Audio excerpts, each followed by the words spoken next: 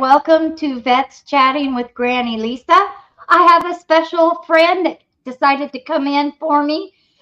He's going to be my co-host. It's Military Mike. Hi, how are you doing? Hey, I'm a special friend. Well, I get to you park didn't up ride the front. yellow bus, did you? I get to park up front. What's up, Well, Grady? I am doing good. I'm tired. I've been moving into my new rental house, Oh, and so I have everything everywhere. You know how I that yeah, I do that on my own. is. What about you? What have you been up to on your end of the world? Holy smokes! Working for veterans, man, every day of my life. So many things. Operation Rally Point, we work with homeless veterans. The Hmm. American Legion, I'm a VSO, Veteran Service Officer. Valkyrie Initiative in Birmingham, Alabama. I'm the vice president. I'm the owner and operator of 4 radio stations, including the VRS from the Foxhole Internet Radio Network, where our new project is a faceless video channel on YouTube. We're so Ooh. close to being monetized. I'm Oh my excited. goodness. Yeah, I that's have no idea what any of that means, but it sounds wonderful. that's cool. What we do. Well, I'm gonna we be honest got with a weird show, I know, but because we're still working out a lot of kinks, you. but trying to get us to be a variety show and have some different segments that will be happening. But Yeah. tonight's special guest, he is a Navy veteran, and he was in during the Vietnam, and so he's had a very unique situation in his journey, and then coming back home, and most of us know how that was. And so his name is Wade Laughter. And so he's going to be sharing with us on several different things. The main part will be his knowledge, and he's been a pioneer on cannabis for veterans Very on cool. PTSD, and he's also created seeds and that are still in production worldwide. But he not only is a advocate for that, he has studied with great minds. His mind is still ticking really well too on the ins and outs scientifically on how cannabis is working on helping people, and how the VA is still him on not getting it for our veterans, especially when I understand the VA very many years ago created a scientific insight wanting to know about the cannabis and how it would benefit, and they had gotten nothing but positive research from scientists, and they still haven't pushed it in. Of course, I think it's all about my conspiracy theory of government wanting more money. I bet you they just haven't figured out how to get their financial piece of the pie. Yeah, that's exactly what it is. That's But all. I'm going to have Wade come and join us. Hey, Wade, good evening. How you doing? I'm doing pretty good, Granny and Mike. Real pleasure to be here. Well, Looking forward to our conversation.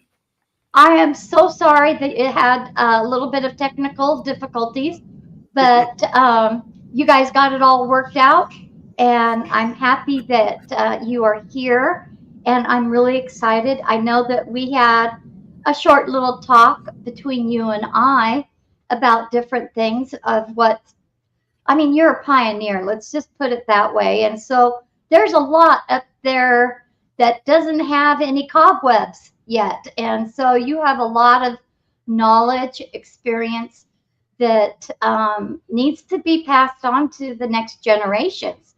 So I'm happy that you're here to give us some insight, maybe even direction, your input. So can we start with, I know that you were a Vietnam veteran, Navy. Did you want to touch on that and just give us a short little bio of, how that went, and then, however you want to do your time loop is up to you. Yeah, thank you, Lisa. Yes, I was in the Navy during the Vietnam era, not of my choice. I was of that era when the draft, in order to make it seemingly more fair, became a lottery situation. And my lottery number was 34, which put me in the top 10%.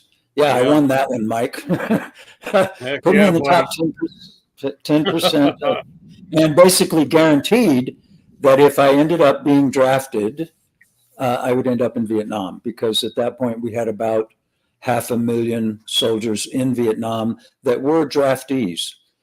And much as I love this country, I mean, I frequently wear American flag suspenders and will argue all day long about how much I love this country.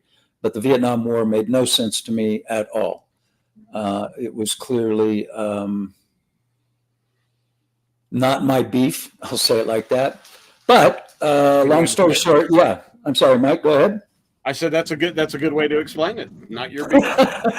I don't. Well, unless you were part of the oil companies or what the CIA was doing over there, kind of seemed to me. And look, I'm a 30-year vet from the Army.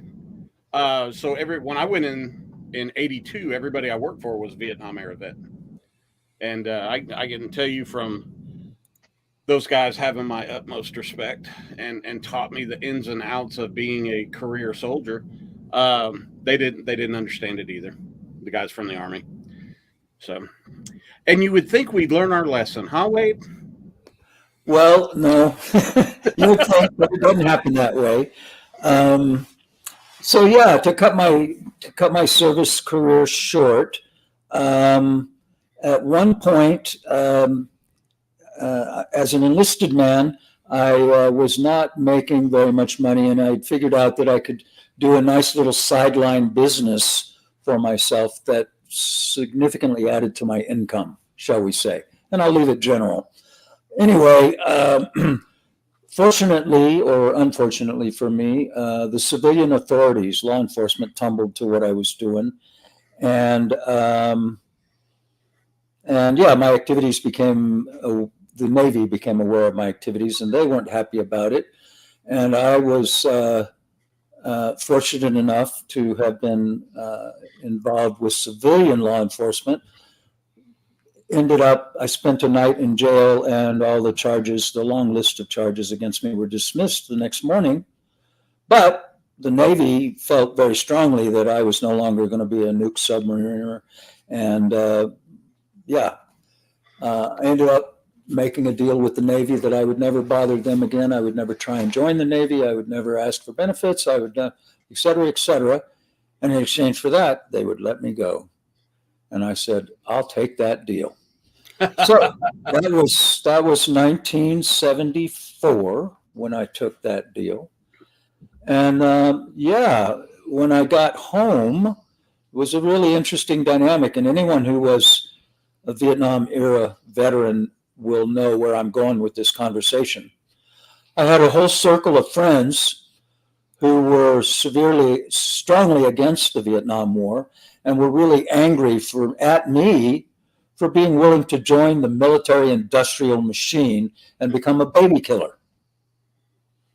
And then I had a whole other circle of friends who included many people who were in the military. Mm-hmm. And they felt that I had let our country down. And so I really ended up feeling like there was not a win-win situation in any of the circles of friends I had. So I decided that my time in service was my business and nobody else's. And so for 30 years, I mean, I had friends of 30 years who, if you asked them if I was ever in the Navy, they would probably say, oh, hell no, well, that's not Wade. But yeah, I did. And about 5 years ago, 6 years ago, I became aware of the veteran suicide issue. I have a farm. My wife and I have a farm here in Northern California. And as I've gotten older, it's become really clear to me that I needed help. And so we brought in WOOFers, they're called, World Organic Farmer, whatnot. And we opted to go for veterans as an ongoing thing. And yeah, I started hearing from some of those folks who came here to stay with us about some of the nightmares they were having with their PTS and some of the injuries and pain they were dealing with, and how, pardon my language, but how You can less than I work. shall we say that the VHA could be in treating veterans. They'll send you bags and bags and bags and bags of pills, but in terms of actually addressing your underlying issues instead of treating your symptoms, yeah, that's a whole nother conversation. Anyway, that led me to the Veterans Action Council and meeting Peggy, and then eventually meeting you, Lisa, and learning about what you're doing here. I will say that for a good portion of my adult life, after I got out of the Navy, I stopped my involvement with cannabis, primarily as a result of getting involved with a spiritual practice that asked me to abstain from intoxicants. And cannabis was one of those intoxicants. So I did. And that was the case pretty much for that reason and for my profession. I was a heavy equipment mechanic for a number of years. And I had to be able to pee in a jar at a moment's notice and have no cannabis metabolites. So yeah, I basically, up until the mid 90s, from the early 70s to the mid 90s, kind of left cannabis alone. But in 1995, I was diagnosed with a nasty case of glaucoma. And the eye drops that they gave me for that condition made me profoundly ill. Took almost a year to figure out why I was suddenly dealing with so many weird side effects. And yeah, it was all due to the eye medications. Anyway, I started using eye drops in 1997. And occasionally my ophthalmologist still pushed me to use them, but I don't. And I can still see. I don't see very well at all in my left eye. My right eye works pretty good. And I'll take that because, yeah, I would have spent 25 years being ill, and I would have never gotten into cannabis because, yeah, even the federal government in 1995 said, you know what, we don't know why, but glaucoma and cannabis, there seems to be a thing there. So, yeah, I started learning about cannabis, and being somebody who likes to understand how things work, I started trying to understand the science of cannabis. And there's a whole conversation there. But to make a really, really, really long story short, most of my work with cannabis in the last 20, because yeah, starting in 97, I started growing my own and have never looked back. I'm really clear in my own case that cannabis is not a be-all, end-all. Boy, somebody's got a loud background thing going on. I'm sorry. It is my dog. I'm going to put me on mute. He's talking to me and wants my attention. Max. Thank you. Thank you. It's best this time. I'm sorry. I'm going to mute myself, though. Thank you, Lisa. Anyway, yeah, I was basically, yeah, I was talking about cannabis and how I came to it. And what's true is I, for a number of years in the late 90s, enjoyed the fact that cannabis reduced my ocular pressure and helped with my glaucoma, and was enjoying remembering how much I enjoyed cannabis, which I hadn't been doing very much of for, since the early 70s. Anyway, that was a fun thing. And then what really touched my heart and drove me to be the kind of maniac I am about cannabis as medicine, the very first person where I saw the possibilities of what cannabis can do for a person. I love to go sailing. I'm a big keelboat fan. And in the circle of sailor buddies that I had down in San Francisco, one of the fellas who was a good friend just disappeared at one point.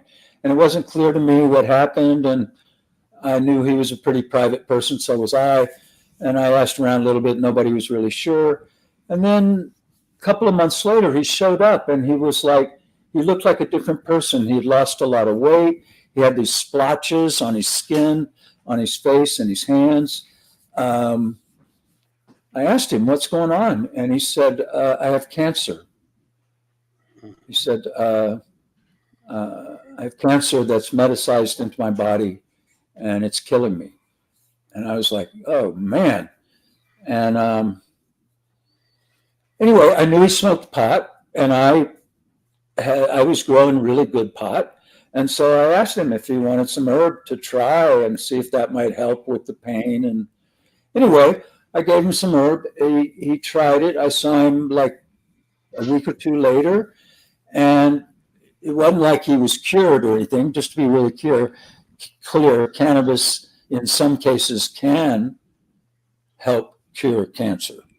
But in his case and in mine, it doesn't cure cancer. But what it did do for him was he said he regained his appetite. He was able to sleep at night. He could deal with the pain.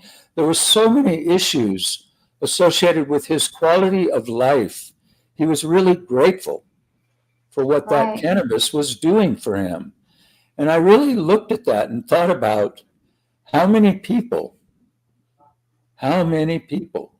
of all kinds, all over the world, suffer from conditions that this plant likely might help with that condition. Right. And so now when I go to veterans and I start, you talk about post-traumatic stress, for example, some of the, particularly the things that combat veterans deal with, but hell, anybody that went through boot camp has PTS, let alone Mike dealing with 30 years of the military bureaucracy and all of that. I mean, even if you never saw combat, you still have PTS. It's just the way it is. I mean, it's so different than normal life, what the military puts a veteran through. It is. So that's a lot what's been motivating me. I've really turned a lot my focus from, for a good portion of the last 20 years, my focus in cannabis has been in helping people with cancer. Back in the late teens, I created a not-for-profit, a charity, if you will, called Collaborative Network. To provide, our mission statement was to provide education and, if appropriate, cannabis therapies to the families of catastrophically ill children at no cost to those families ever. And catastrophically ill is a specific medical definition. Oh. It means this child has a condition that we cannot successfully treat and is typically fatal. Wow. That is what catastrophically ill means. And over a period of about 3 years, we went from helping one family to, and it's just to be clear, it's not me.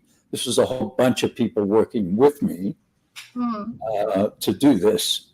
But we went from helping one family to helping 146 families who got a care package from us every month of what we thought their child needed to keep them from seizing.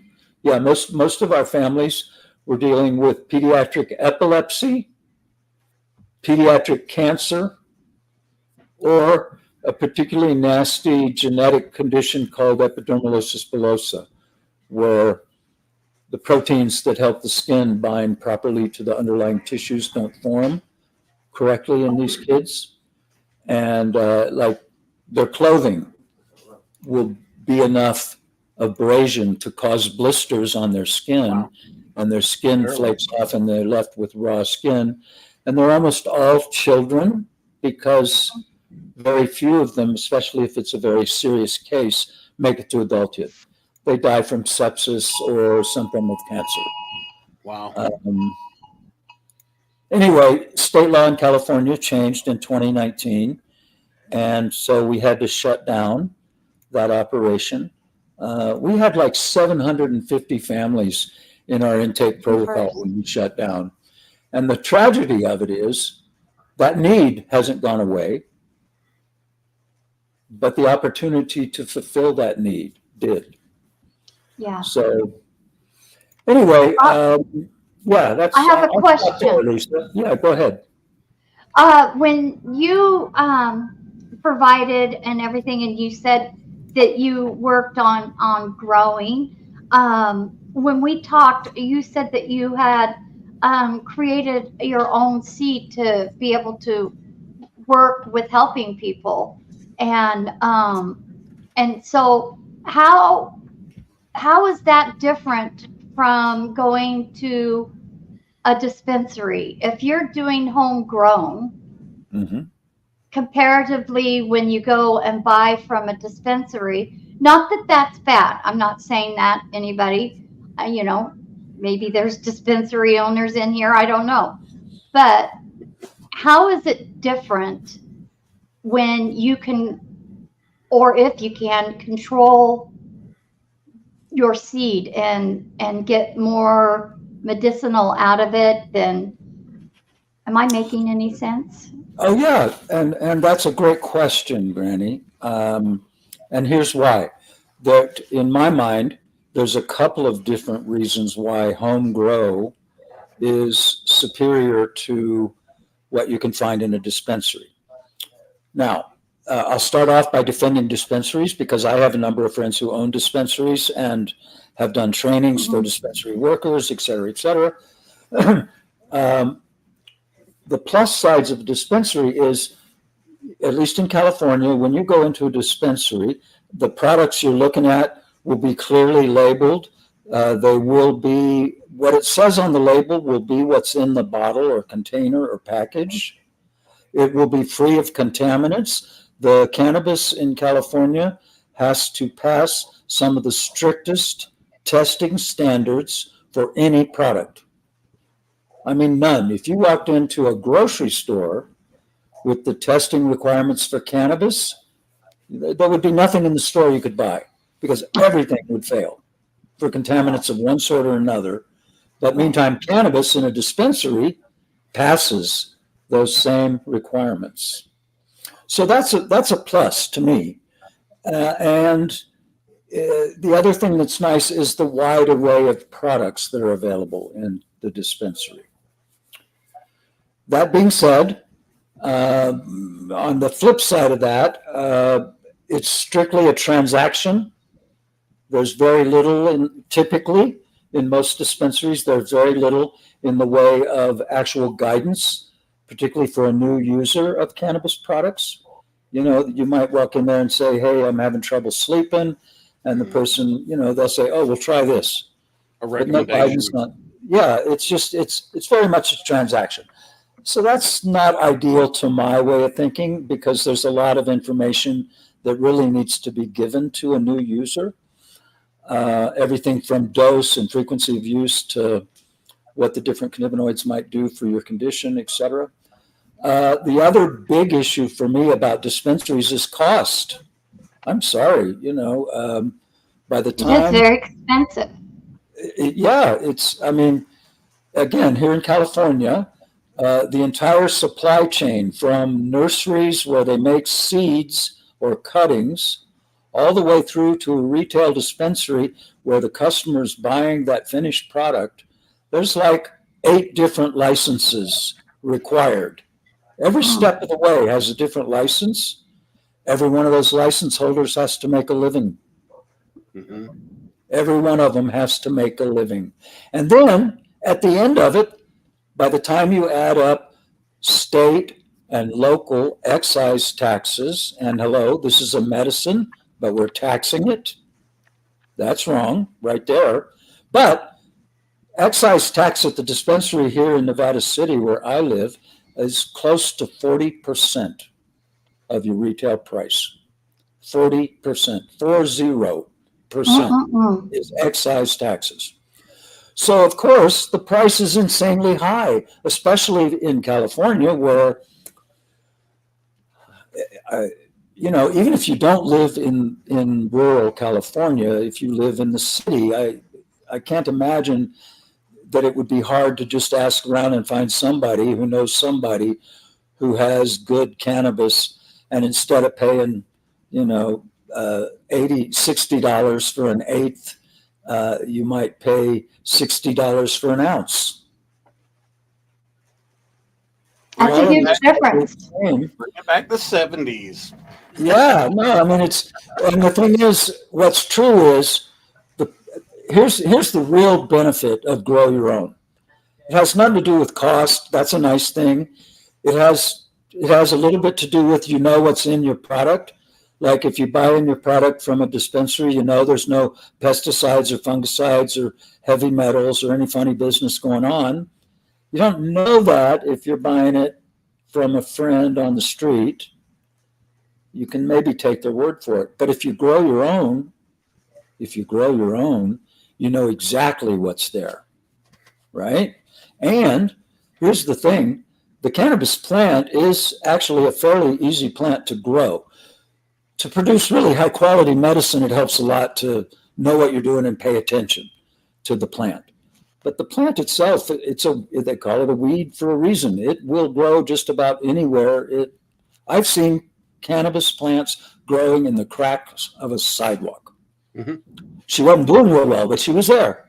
Right. And so the thing that's really beautiful to me is the therapeutic or healing aspects of working with this plant, particularly for something like post-traumatic stress.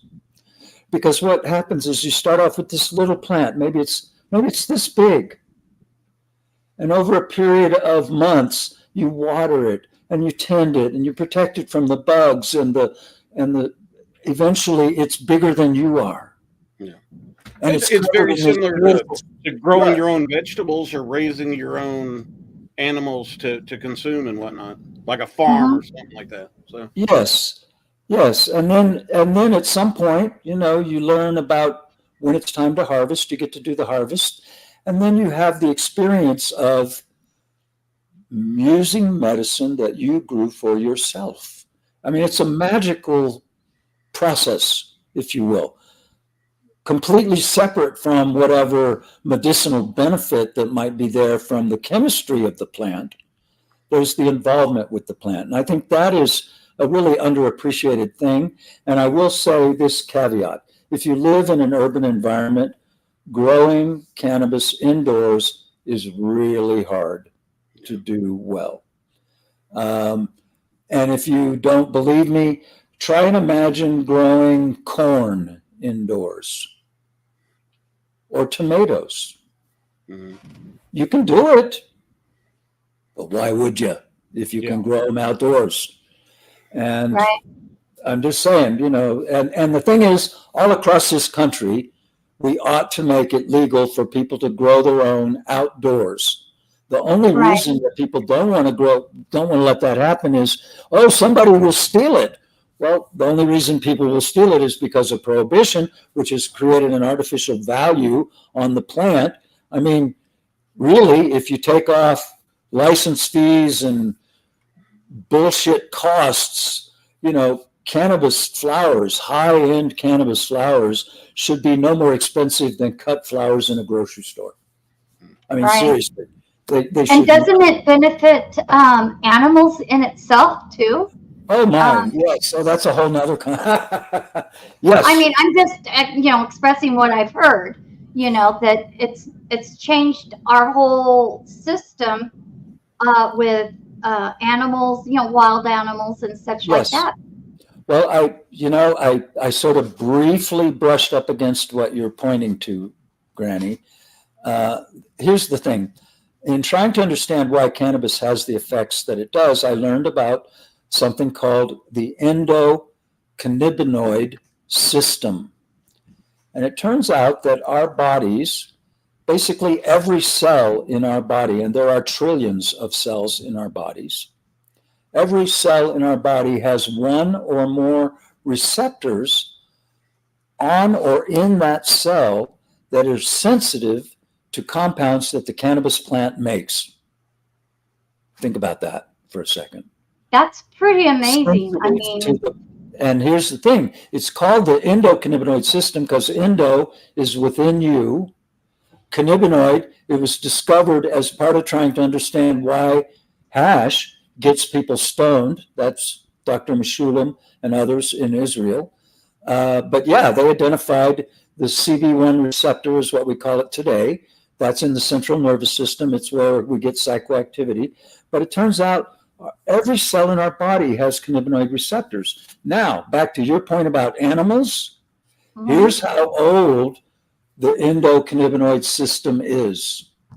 All animals on Earth that we know of, except for insects, and I'm talking fish, I'm talking snakes, I'm talking elephants, I'm talking cows. All of those animals have an endocannabinoid system, not unlike the one we have. And it basically, here's one of the ways I think of what the ECS does. It is the system that lets the cells of our body talk to each other so they can work together, so we end up having the experience we call health. Because if all those cells didn't work together, that's when you have dysfunction or dis-ease. And part of how we came to this understanding is Dr. Todd McArea and others really started keeping track of all of the different medical conditions that seem to respond favorably to cannabis, and many of which do not respond favorably to the medications that our conventional medicine has. And he saw that as a puzzle. Why is it that we have things like multiple sclerosis that we really don't have much in the way of answers for at the pharmacy, Right. but actually see pretty good results with cannabis? Same is true with autism. Same is true with epilepsy. I could go on. The list is long. And what's common in all of those things is our endocannabinoid system is not functioning properly. And part of that is because our animals, the animals that we eat, are no longer having access to cannabinoids to supplement what their own bodies can make. Because here's the thing, we did not evolve with cannabinoid receptors for the cannabis plant. We evolved these systems in our bodies so that our cells could talk to each other. And it turns out that our bodies make compounds very similar to what the cannabis plant makes. And that's why the cannabis plant has the effects that it does on our cells, because our bodies make compounds that have those same effects. But due to poor diet, due to stress, due to environmental toxins, I mean, the list goes on, the reasons why our bodies are no longer able to produce the endocannabinoids that we would be producing. You know, a young child that's enjoying good health, they're busting out all over. And yeah, it turns out if you do a screen of the blood of a young, healthy child, their blood is full of endocannabinoids. There's anandamide, 2-AG, but by the time you get to be my age, not so much. And again, it's a combination of trauma, stress, poor food, and don't even get me started on how badly our food has changed in terms of supporting our well-being. But environmental toxins, there's literally millions of compounds that never existed on this planet until we made them. Yeah. And we, We're and now substitute. yeah, we're just letting them loose in the world. Yeah. Anyway, I've been ranting. I'm going to stop and let's see where we go from here. Cheers. Okay. Yes, take a break for a moment. I just wanted to, I know we've got some people out there. I know that we have some growers out there. And since we have this legend here that has seen it and been through it, is there anybody that has any questions regarding growing that you may be experiencing, or with growing seeds and making sure on the TCH from CBC levels in what you're trying to grow? Any questions with that? We'll give it a second here so people can type, and if not, Michael. Yes, ma'am. Did you ever know that this was huge with the veterans? Just because Yeah. you're in the veterans and helping them with benefits and stuff. I'll be honest, and here again, I am not a VA accredited VSO. I'm a Right. self-taught and continuing education. I am currently providing paperwork and whatnot to go through the legal counsel to become a VA accredited claims agent. But for about the last 6 years, I've been working. I help veterans file their VA claims, and of course, my range of clients is, my oldest client is in his 90s. And my youngest one is like, they're still on active duty, getting out in 90 to 180 days. So I've got the full spectrum. I've got the, all the different wars, everything else represented. I'll be honest with you. I have found, in my incredible ultimate wisdom, which I hold in high esteem because it's mine, I'm going to hold on to it. I tell all my clients not to tell the VA that they're utilizing cannabis. Look, I'm you know me, Granny. I'll say the most inappropriate thing at the most appropriate time. I don't like to give the VA any opportunity to backdoor us on anything.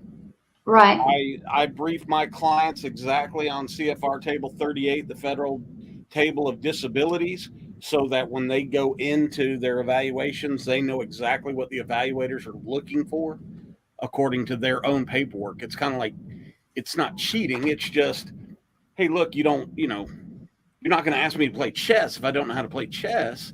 But unfortunately, in the claims process or dealing with the VA, they do hold their cards close to their chest. And so that way they can find ways to disqualify you. I hate to be that guy, but I'm an advocate for I think the it's being honest. Yeah. So I tell my clients, they'll tell me, they'll say, hey man, I smoke weed. And I'm like, go for it, brother. You see what I'm saying? It's better than what I used to do. I used to drink and do cocaine and chase strippers. That's just not a healthy way to live. So you see what I'm saying is, I know a bunch of them, and they're self-proclaimed, and they want to tell their mental health professional, and they want to tell their primary care physician. And I always warn them, because though that person sitting in front of you, sitting across from that desk as an evaluator, third-party entity, LHI, VES, or QTC, or you're on the medical care side, your primary care physician or your mental health professional, they'll sit there and they'll look you right in the face and they'll say, buddy, I just want you to feel better. I just want you to do better. I want you to leave a bigger footprint tomorrow than you stepped in today. Once you walk out of that office, you don't know what they're writing in that folder until you go and research it.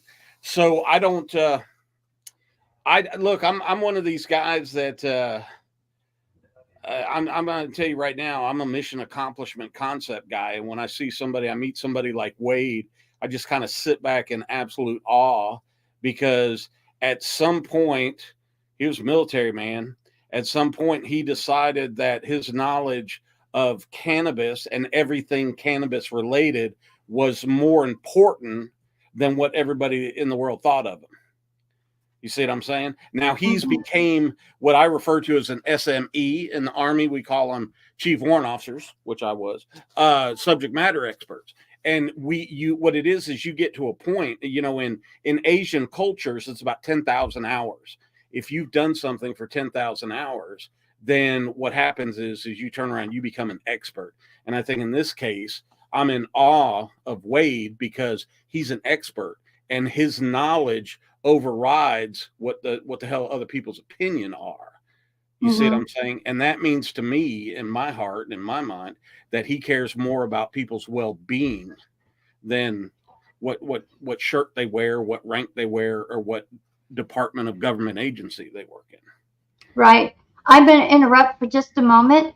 SA has put up a couple of questions. The first one, do these younger transitioning clients ask about it much? I'm not sure what you mean by what they're asking about much of. About growing cannabis, SA? And then she or he, I'm not sure if it's a girl or boy. Look, I got to tell you, my kind of answer to that is, look, in Georgia, where I'm at, there's no way to get it. Yeah. You see what I'm saying? So you can't go to a dispensary. You got to go buy it illegally, Yeah. And if you're growing it, I don't know about you, but I had bamboo on my front porch and I killed it this year. I don't have a green thumb. Yeah. So if I was to do it, I would have to procure it, shall we say, through illegal means. You're right. Well, she has another question too here, Mike. It says, please don't take this wrong. Okay, where did it go? I got to get back up here. Yeah, it's up. It says, please don't take it wrong way, but that feels like enabling the system to keep perpetuating in the darkness it was built. I could see advising them not to tell the third-party entities, but withholding truth from primary care doesn't do anything to rectify or reform the system. I can answer this. That is true. But unfortunately, even though a long time ago, and I may be wrong, Wade, you could correct me, the VA did say that you can tell and not be banged for it. But that's not true because each doctor is an independent contractor with the VA. So they can do whatever they want. If they want to withhold any medication from you, that single doctor can do so. If he feels that cannabis is not something he agrees with or doesn't want to be a part of, he can deny you, and he can make it to where if you're on pain medications, that your pain meds will be stopped. There's different things that can be done. Do you have something, Wade? Yeah, let me jump in here. That used to be the case. And Mike, I understand your desire to make sure people understand that identifying themselves as a cannabis user with the VHA could be problematic. And it certainly was the case, let's say 10 years ago. But it's my understanding that VHA has gotten very clear with all of their contractors that the most they can do, they can't withhold treatment as a result of revealing cannabis use. The most they can do is try and force you into a paying contract. You don't have to go into it. And the key is cannabis use for medical need legal in the state you reside in? If it is, they can't fuck with you at all. Because it wasn't in mine. Situation. Okay, in Georgia, you might have a different situation. But the other thing to say is, even in states like California, where it's everybody basically smokes in California. Even in California, if you reveal to the VHA that you use cannabis, you will likely have added to your patient notes a diagnosis called cannabis use disorder. Disorder? Disorder. Yes, you heard that right, Lisa. Cannabis oh my gosh. CUD. There used to be another term for it, which was applied to what Mike was referencing to. If the Army had tumbled to your cocaine use, you'd have been designated as I don't remember what it was, but there was an acronym for that one as well. You got to remember too, now there's two separate sides when what I'm talking about here is when you put in a claim, your claim goes to a third party vendor, and it isn't the VA. It's part of compensation and pension. The other side is VA MC, medical care, the hospitals and clinics. So if you can be open with your primary care physician if your state is allowing it and whatnot like that, and if the primary care physician is open to the subject. If not, and I'm sure the legalities involved are they can't hold you back from therapy, or they can't withhold prescriptions and all. But let me explain something to you real quick. I have seen people denied post-traumatic stress disorder claims because they arrived in business casual appearance, were clean shaven, and their hair was well maintained. And that was written in the DBQ that went to the Raider.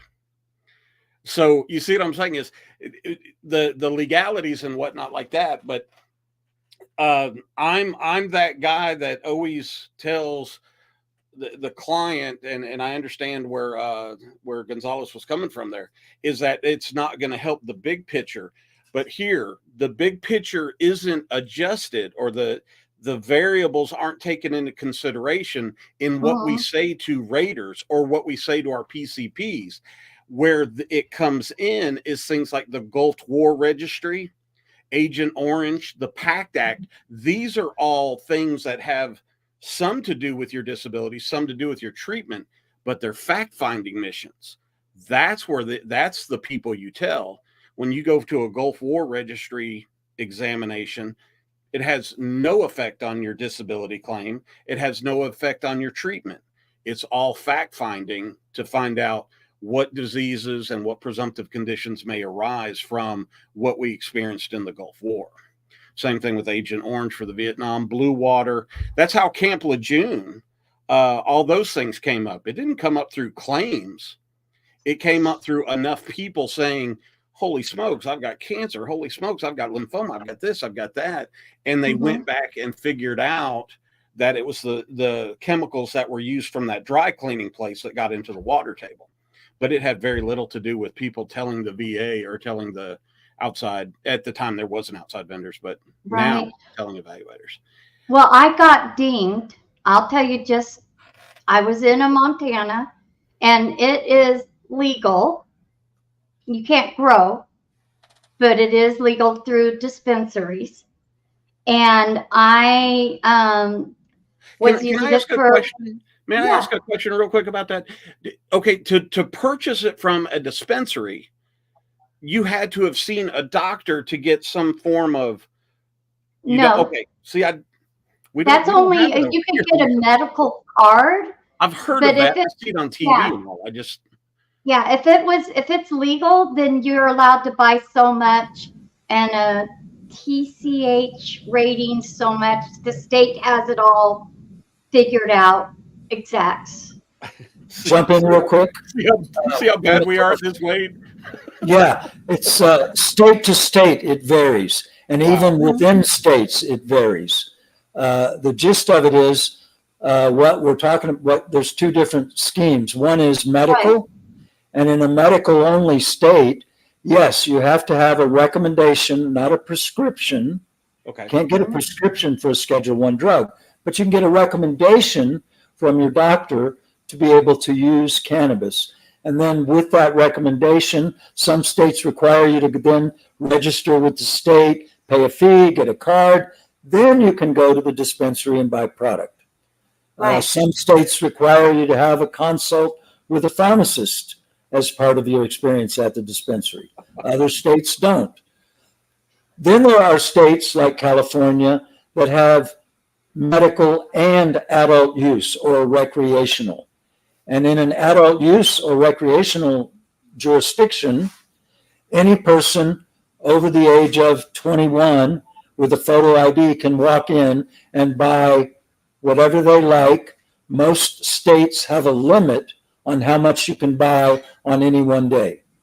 Mhm. I think I covered all of that. Track of that? Is there a formal governmental database? Especially in states that are medical only, yes. The part of you having that card is you get a unique identifier, and all your purchases are tagged to that identifier. Yeehaw! I don't know that I like that. Well, that's why there's so many complaints. I've been a medical user from the get, and I have never had a state card. I say the hell with that. If it's between me and my doctor, it's between me and my doctor, not me and the state. Holy shit! Yeah, I went to go and I was denied. I got it for my PTSD because I didn't do good on the anxiety medications.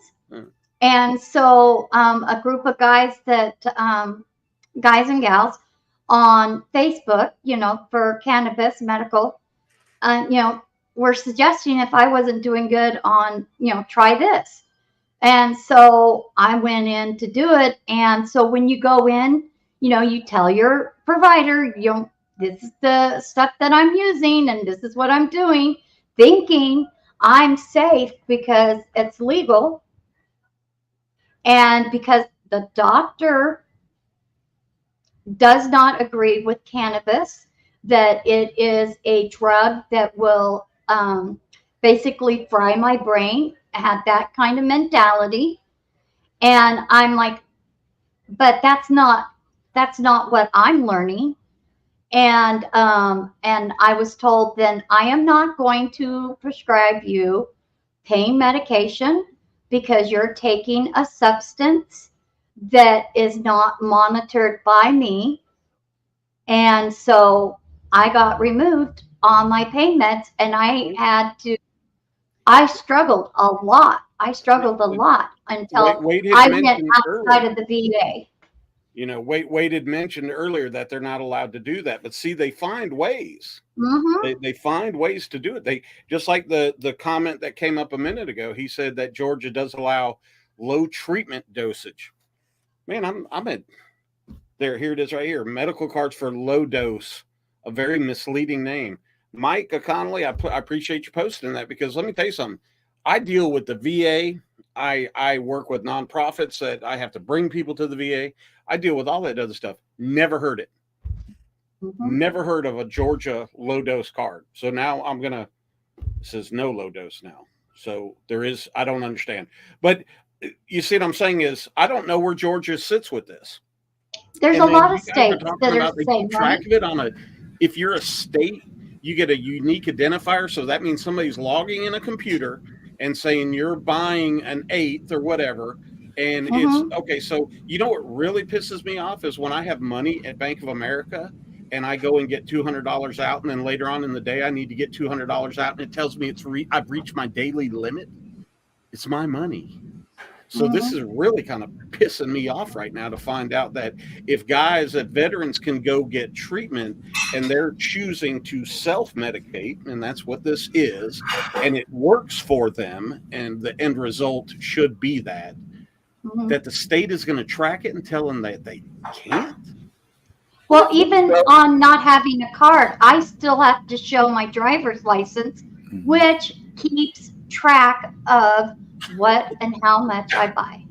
God, I swear to God, guys, we're going to have to start doing Zoom calls with me from the island of Sicily. I'm moving out of this country. Well, again, this is a good reason to grow your own. That gets you out of the system altogether. And, I will say, Mike, that, we're pointing to some of the very worst of what's out there in terms of how to do this. There are other states, you could look, I think Maine, the state of Maine has a pretty good program. Honored to meet you and everything else like that. One thing you have to understand about me is I am a huge advocate for veterans. I work in 2 of the top 3 categories for veterans. I work in veterans homelessness and I work in VA disability claims. The only reason I don't work in suicide is because I tried to commit suicide a couple times, and my therapy is not to go back into that area. Mhm. So when I'm talking to people that it's not, how can I say this? Where folks like us right here in this, and probably folks that are watching the show tonight, they probably had dinner this evening. They have a roof over their head. A lot of the people that I deal with on a daily basis are a husband, a wife, and 2.3 kids living in a Jeep Cherokee over by the park. And they didn't have dinner tonight.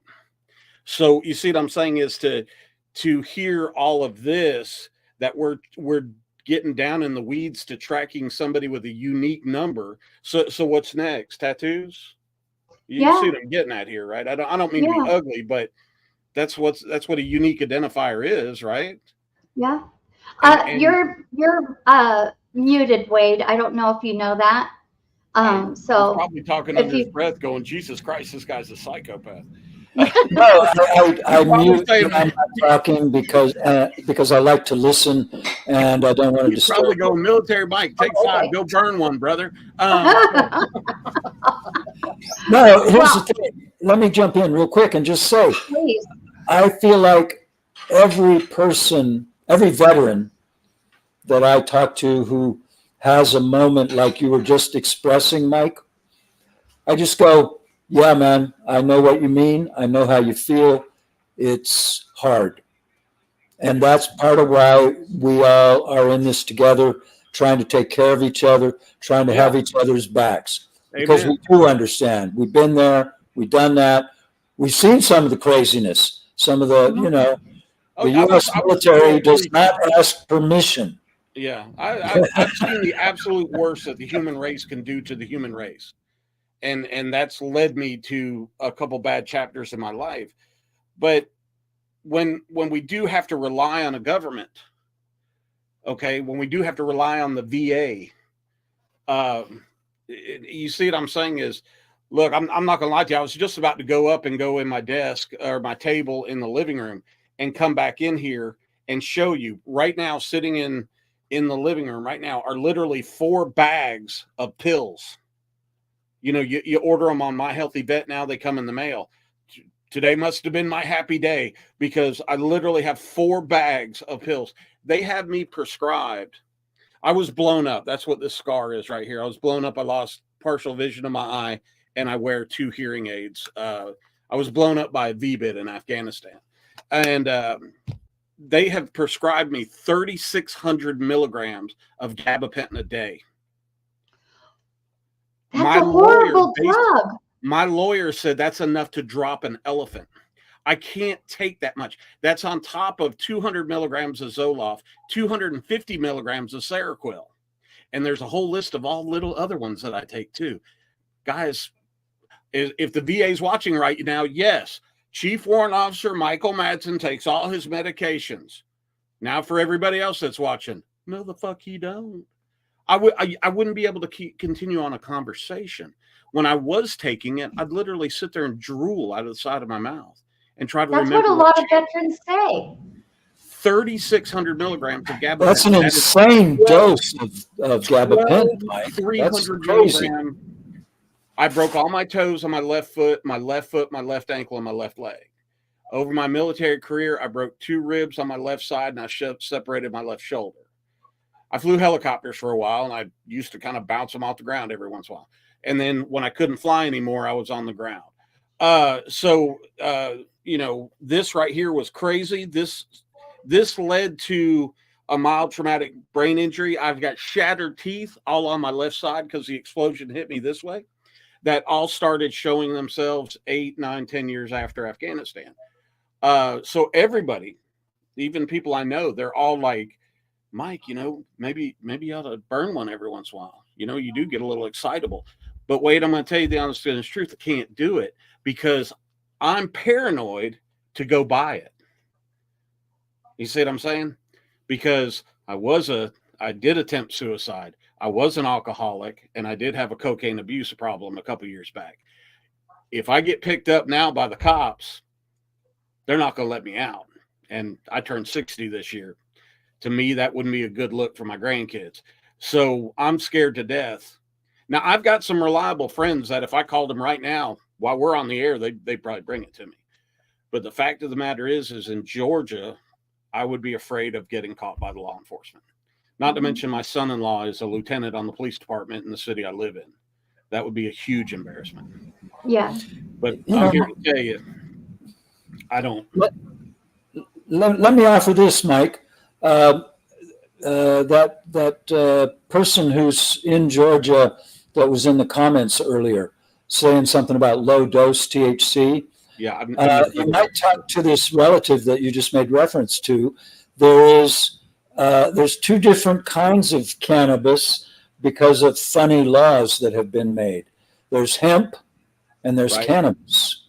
And what's true is in most places in this country, hemp and hemp products are legal. Okay. Now, I've heard about like butters or gels, for example, gummies. I've heard about. In fact, in my other room right now, I've got something called 2500 full spectrum, but I don't even know if I'm legally allowed to have that. We sell it in the Valkyrie Initiative in Birmingham, Alabama. It's allowed there, and she kind of sent it to me in a box all wrapped up to try to help me sleep because my sleep patterns are terrible. So yeah, I mean, look, you haven't lived with the pain that I live with on a daily basis in my leg unless you've been in like a car accident or an aircraft accident, because it never goes away. Yeah. You see what I'm saying? My left side hurts all day, every day, regardless how much medication I take. So it becomes a management thing. Like if I know tomorrow I've got to go do something where I'm going to have to go drive or I'm going to have to stand, then I bulk up on the medication before I go do it. And that's not healthy. Yeah. It's not healthy, but that's the only way I can do it. I admit to the crowd here. That's what I have to do, or I end up being a lump because of the pain. Right. And I think all of us that deal with pain, we know that a lot of it's up here, and it mentally exhausts me through the course of the day. Well, I think Wade, if he could finish on Mike, if he could finish on the hemp issue that you were going to talk to him about. Yeah, let me jump in on that. Here's the thing, Mike. The only part of the cannabis plant that makes cannabis illegal in Georgia is how much THC is in the plant material or product. Okay. What's fascinating is this plant makes all kinds of compounds in addition to THC. One of them is called CBD. And CBD is a particular friend of mine. I've been working with it for, getting close to 20 years now. And some of the other cannabinoids in cannabis other than THC could be very helpful for pain management. The problem is with hemp, nobody's testing for contaminants or heavy metals or pesticides or fungicides. And I bet if you look closely at the product you've got, it probably doesn't even say how strong a dose you're getting. It doesn't call it out by milligrams. All of these are deficiencies, if you will. But those gummies, for example, they're not illegal if they have less than 0.3% by weight of THC. And they probably don't, because gummies, probably weigh 5 grams. Now, but would they be able to sell them here in Georgia? Yes. Well, again, it depends on how local law enforcement chooses to interpret state law. But federal law on cannabis is very clear. A lot of these products that you can find cannabis in the gas stations and grocery stores and drugstores all across this country because it's made from hemp. Here, hold on just a sec. Okay. Yeah. I'll be right back. Well, while he's taking, I think he's going to go get his bottle. Wait, and so he wants to make sure that maybe he can get some relief. That would be good. All it Yes. takes is one veteran to get help, right, Wade? That was, I love it. Thank you. Yes, and thank you for being very patient and answering questions. Oh, yeah. Mike had put up here, physical pain is not in your head. And then ESSA, or have a COA. I don't know what that means. Certificate of analysis. That's what okay. that's how you get lab test results that show Okay. you that it's clean and free of contaminants and how strong the product is, et cetera, Zal. Now, currently, you are, like you said, it's CBD. Am I saying that right? Yes. Is your friend, and how is that helping you in your journey of what's going on? Well, what's funny about CBD is it's really hard to pin down exactly all the different effects that it has. I will point to back in 2011 in the Journal of Pharmacology, a paper was published that looked at the non-psychoactive components of the cannabis plant. And it pointed out that as far as medical sciences this was 2011, there might be more now, but in 2011, they had found about a dozen metabolic pathways in our body that were affected by THC. Okay, and the psychoactive experience we all love, that's one of those dozen. Inflammation is another, pain is another. There's a whole bunch, right? CBD has very little effect in terms of psychoactivity, but in 2011, they'd already identified more than 60 metabolic pathways that CBD had effects upon. Wow. And one of the ones that I really love is the immune system. It turns out that CBD, depending on what your immune system needs, either upregulates your immune system or downregulates your immune system, depending on what your body needs. To me, that's a God-given miracle. I mean, yeah. I'm not a religious person, but that's special. Yeah. That's a compound that, depending on what your body needs, it either turns up the activity of your immune system or turns it down. And so when you start talking about pain and pain management, a lot of pain is inflammation, is trauma, scar tissues, that kind of thing. Yeah. And so THC is, in my opinion, THC is probably most effective at mitigating pain in the body, in the cannabis compounds. But CBD is right there with it. Okay. And CBD and CBC, yeah. Is this THC or is this? Well, I can't see it. I can't read what it says, Mike. You're going to have to say it. There we go. Hydro, okay. You'll have to read it, though, still. Enhanced absorption technology. 750 milligrams. THC free. Well, that tells you right there. Okay. Nano enhanced absorption technology. Okay. Well, the nano enhanced thing, there's a thing there. Ingesting cannabinoids typically takes an hour or two for them to have full effects. There's some folks doing what they're referring to as nano emulsified or whatever, and claiming much more rapid onset.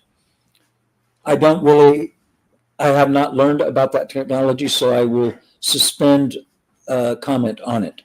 The fact that it's 750 milligrams of something, but THC free, leads me to believe it's probably at least some CBD in there. Right. One of my concerns is that often those compounds aren't just CBD. There's going to be other things there. Organic chemistry is rarely a clean process, and it's rare for these manufacturers to go through the trouble of filtering out any potential things that might be less than ideal for your well-being. Again, one of these days we'll have dispensaries in every jurisdiction, and this will be a mute conversation. Well, But I can tell you that pretty much tastes like shit, and it doesn't really do much for me. Now, look, I'm a big guy. I'm a big guy. I'm about 6 foot tall. I'm probably about 350. So I mean, it takes a lot, anyways, because of just my size. But that doesn't start or stop or look. I'm not going to lie. The gabapentin, and I eat way too many Tylenol. I do. Yeah, I do. Yeah. It's not good for me. I know it's not, but guys, all I can say is that it's either that or live in pain and live. When you're in pain, you're not who you are, right? Mm-hmm. You're either angry. I get angry in the afternoons. I'm a doofus in the morning. If I take it, before I eat breakfast and stuff like that, and so then you walk around not feeling like who you really are. And it's hard enough to deal with my PTSD because I get these. My PTSD is riddled in depression. Mm-hmm. So Mm-hmm. when you take pain and it starts to wear you down mentally, it's right there at depression's front door. Right. I'm going to ask something because, Wade, we have been on an hour and 11 minutes, and I'm being granny right now because I know you are, you get tired, your voice gets out, and how are you hanging? Because if we need to close, we can have you back another day and go even in different directions if you want to, or what, but I'm checking on you. I'm not sure, but I think Granny just called you old. I did not call him old. I'm fine so far, Granny. I am thinking Okay. I'm going to reach over here and get my pipe and have a little puff of hashish. There you go. Okay, well, that you are more than welcome to do that. In fact, why don't we, if you guys want to take a break, okay, you guys could talk amongst yourselves or something, but we have a new segment that I would like to introduce, and Mike, it'll be right up your alley. It is, Michael, are we ready to do our introduction? Yes, we are. Okay, to make sure. I would like to tell everybody first that StreamYard doesn't allow you to upload anything over 200 meg. So if you have any video that's over 10 minutes long, you get into having to upload multiple parts. Oh. So, yeah, and a low resolution. So when you watch the video, guys, just understand this one time, it's not going to be as good as we like it to. So you're going to see a break in the video. Okay. So, this is our first time doing it. Right. And so all the hosts and the guests and all, if you need to take a break, you got about 18 minutes to play. So I'm going to kick it over for everybody. Cool.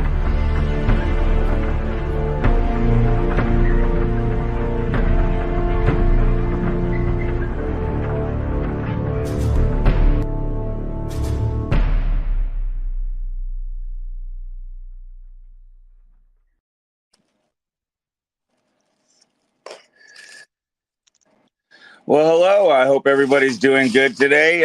My name is Bobby Liberty. I'll be one of the hosts on this new thing we're trying. We're going to see if we can get benefits and e-benefits set up for all our veterans here.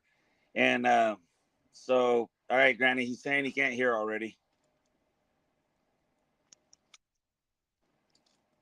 I'm showing his. Okay, now you hear now, Mike? I saw your. Yes, I'm here now. All right. So my name is Bobby Liberty. I'm part of the group we're starting up here to go ahead and help veterans get access to their e-benefits and learn the things that they might not know yet. Mike, you want to introduce yourself?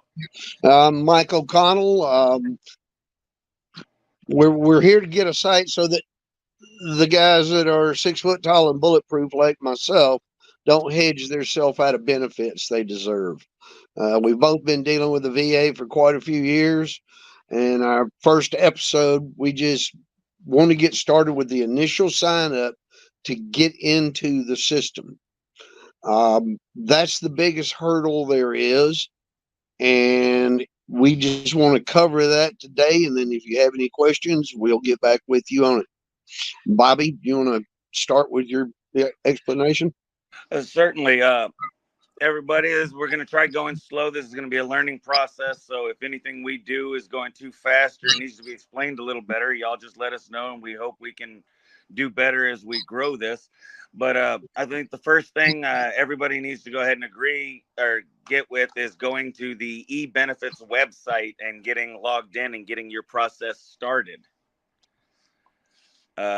You go to ebenefits.va.gov, and you have the opportunity. If you're already receiving a check from the VA, there's one process. Otherwise, you're going to have to go in and get started. You give your basic information to go ahead and get your case started, opened, and so the VA can see your intent to start utilizing the benefits that are due to you. You got anything to add, Mike? Well, when you go to the eBenefits site, this is the initial step to get you in to be a VA healthcare member, and if you're due benefits to get that. I waited 30 years before I started, but it crippled me waiting that long. We just And want that's you a guys good to point. be proactive about getting into the system. There's a lot of benefits. We're not talking about taking things you don't deserve, but we are talking about getting you into the system so that you get what is due and what is owed to you for the sacrifices you made for the country. Correct. We've all been there. We all know what it's like when we were serving and you didn't go on sick call. You didn't complain about the things because that was your job. Those are the things that you're going to find now later in life are going to come back and bite you in the butt.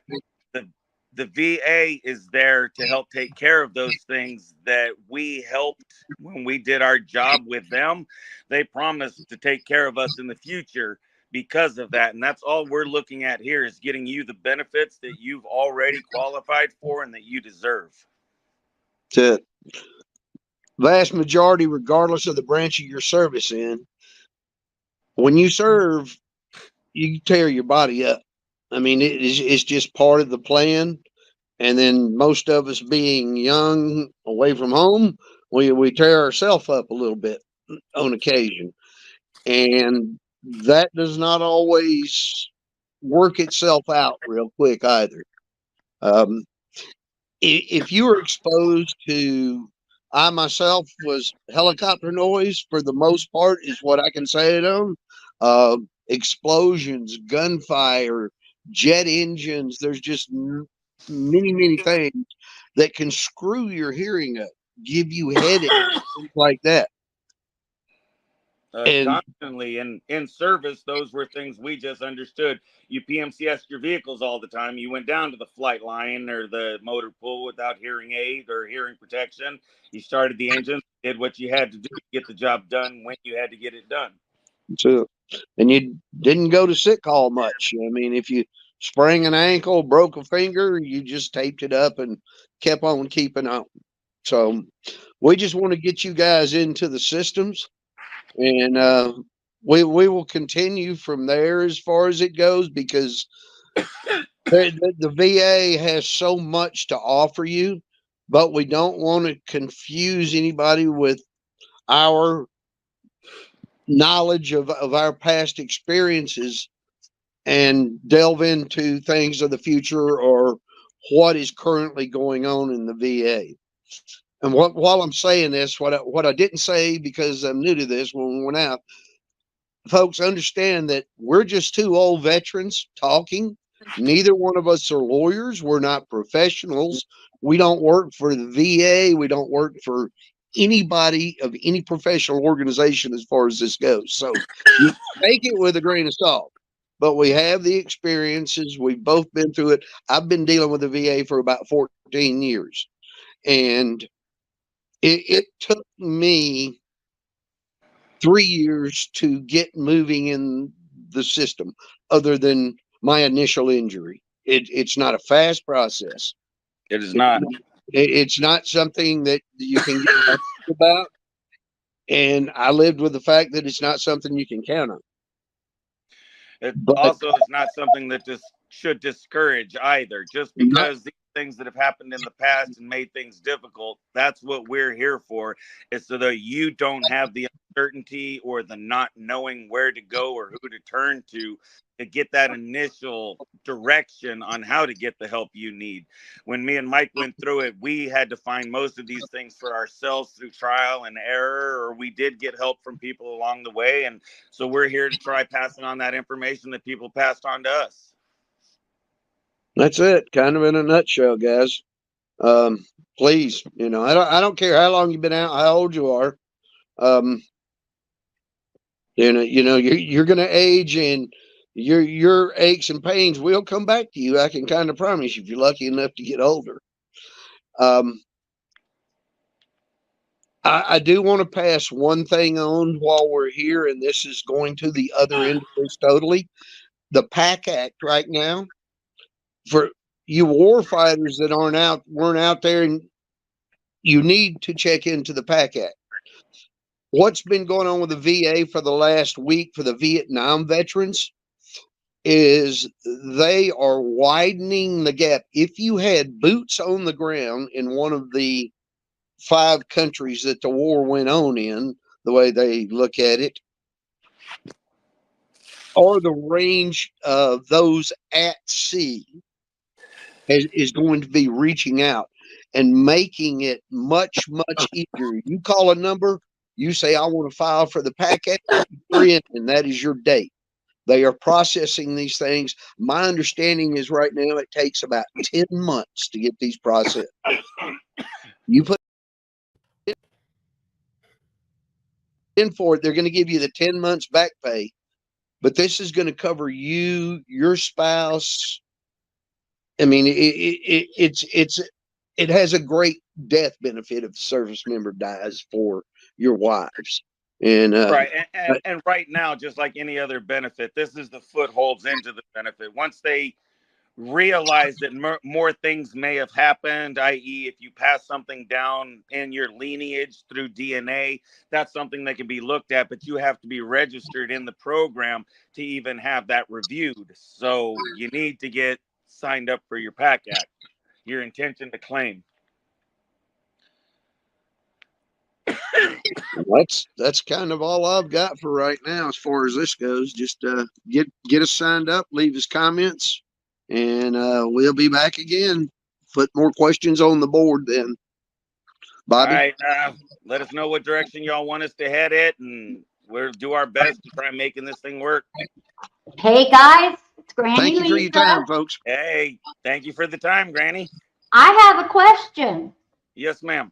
Okay, we have this form up here. It says e-benefits. What the heck does all that mean?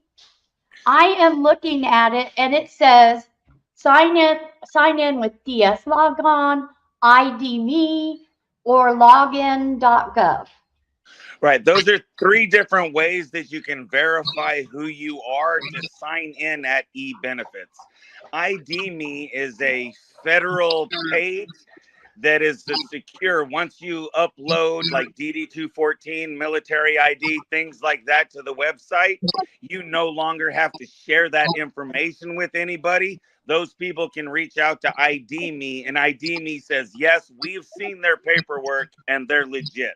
So that's what those services are, is to help verify who you are when you get signing up for your e-benefits. After you're signed up for e-benefits, they will help you create that logo, but you got to register first. And is this where they register at? Yes, ma'am. The ebenefits.gov page is where they would go to register. You just go to sign in if you don't have yet, and it'll talk you through the process of signing up for your account. And how do they sign up for the PAC? Can they do it from there too? The PAC Act, there should be access. There'll be information definitely through e-benefits for the PAC Act. I personally Any went to VA site their physician and let them fill out my intent to file. Mike, do you have any info on whether they have it on the e-benefits, the PACT Act information? Oh, they have the PAC Act information on all of the sites. I shouldn't have, but I kind of took it for granted that most of these guys were already into the VA system, because older veterans, it's a much easier process for the senior citizen to get in, you know. Right. But the PAC Act is all over the VA site. And again, what I did not say there, just because of this, I need to write more down, I guess, is this has not even really been released yet. It's going to be a push through on the Senate. And this last week, they've already had 2 big meetings about it. Again, it's going to be one of these things that are going to go through because of its election time of year, and it's going to come out of nowhere, you know. And so got to buy votes somehow. They, as fast as they do, what they need to do is, like I said, go on there, and they'll post a number when it's there, and we'll put that number up. Then they call that and say, I want to register for the Agent Orange Act, and this is my service dates, and this is where I served, and they're in. They're not going to have to go to no exam. They're not going to have to do anything. But I didn't want to try to get into that too much today. I just wanted to throw it out there for any of the old guys that are hanging out. Well, I appreciate that. You know what, you guys, I think this is a great segment that you guys are doing. And I understand that you guys are not professionals, but you're just 2 old guys talking. And I love it. And I'm so proud of you guys doing this. I know it's a little odd to be doing a recording for your first time. It's going to be great. And again, people, if you have any questions for these 2, don't hesitate. Go to Vets. Where did I put that? Banners.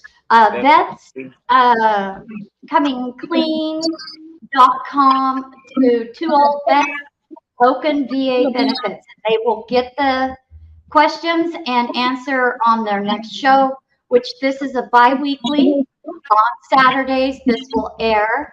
And so that gives them time to prepare and answer any of your questions. Again, guys, thank you so much for doing this. I know it's going to be a great success, and your willingness to help fellow veterans through this process is amazing, because it is what it's all about. Yeah, thank you, Granny. We appreciate the opportunity to use our knowing you to be able to spread this and help as many people as we can. That's it. That's what it's I won't be on it very often, but I just wanted to make sure, because I was a little confused, because it was a mess for me, and I'm not computer literate. And so when you had this up there, this form, you know, it took me a while to figure out what I needed to do. So that's why I asked the question. That was a step further. If you go to the e-benefits site, that is right before you hit login. So if you go to the benefits site, it won't look like that. Once you hit the login, it'll ask you how you want to create your account. Oh, okay. Got it. Awesome. Is there any last words that you guys wanted to share? Any groups that they should be aware of, or should join, or come and visit? Not yet. We're going to do that in the next one. We're going to try to link them in so that they get started with like 10%, get them into the system as quick as possible.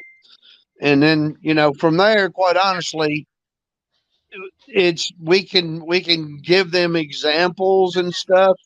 But once they get rolling into the system and we get them to the organizations, then it'll be from there. They'll take over and because once they do that, there's a certain sequence you need. I mean, you don't want, if you got 10 injuries in your body, you want to pick the one worst one and put that one on the e-benefits. Do not stack them. So we probably could have done a better job with that, but we'll work on that as we go.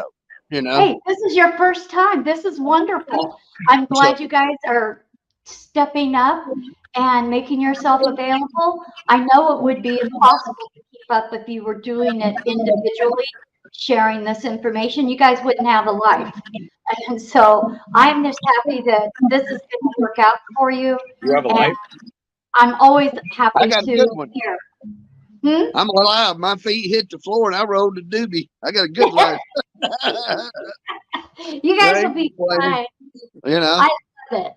Well, I'm going to go ahead and step out, and you guys can do your closing. Hey, okay. And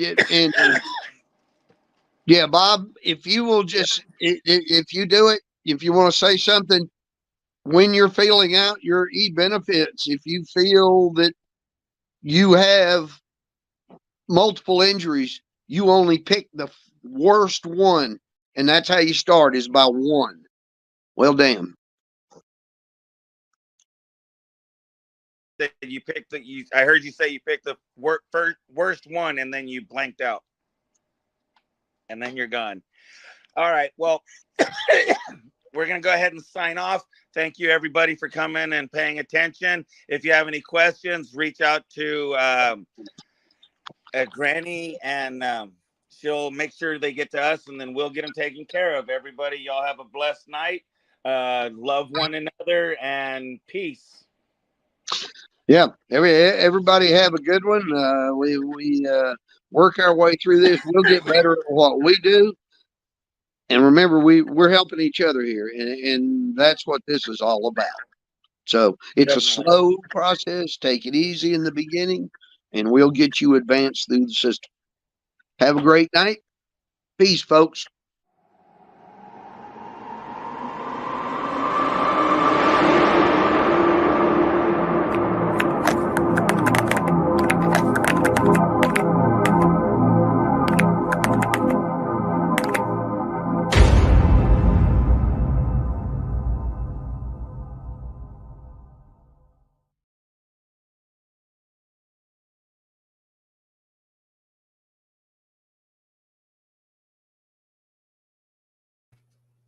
Hi, welcome back to the show. And wow, it was rough. I know I am not a producer.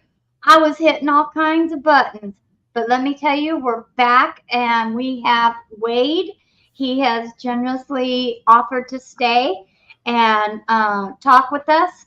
And we have my special co-host, Military Mike. Hey there, guys.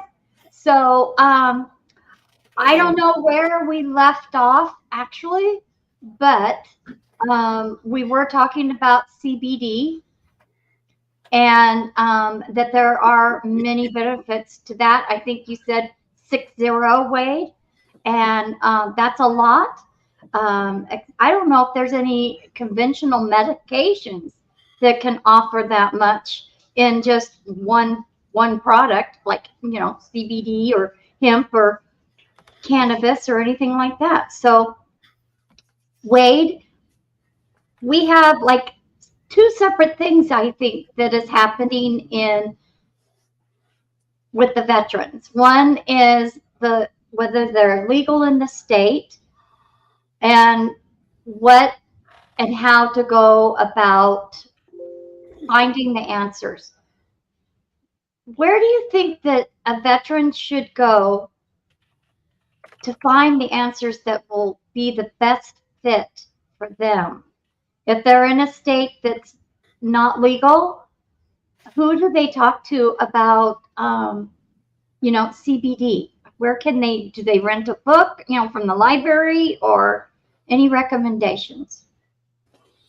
Great question.